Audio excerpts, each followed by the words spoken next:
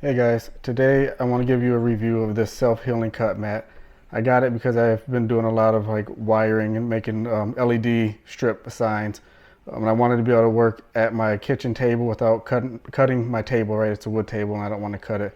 So I got this thing so I can work on it without causing any damage. Think one thing that's really cool. I mean, I know you can do all kinds of things with these, right? If you're looking at this, you probably know what you plan to do, but that's what I'm doing with it. I like that it has the 1 inch increments here. I've been able to use it to kind of measure my wire, how much I need so I can cut it. And if you want, it also has centimeters, so both standard and metric.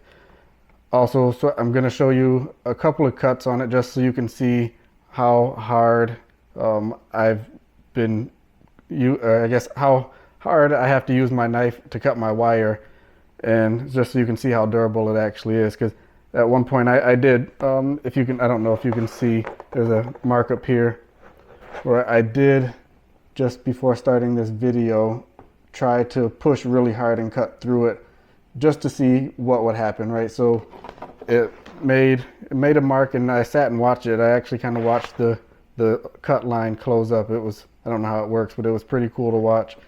But it's done a pretty good job, a really good job so far at protecting my table. So, but anyway, I'll go ahead and just give you a quick demo so you can see me actually cut something on it. So, piece of wire here. So this is what I actually do when I'm using it. So I take and I just cut my wires, and obviously if I had that on my table or something that wasn't durable, it would cut right through it. And then I told you I've been working on creating a LED light. So these are LED strips that I've been using to cut on here. So I just use my knives and I put them on these mats, and these are pretty hard, so you have to push pretty hard to cut through them. The same thing, I have nice cuts in there. I've probably done 1,000 cuts on this thing already.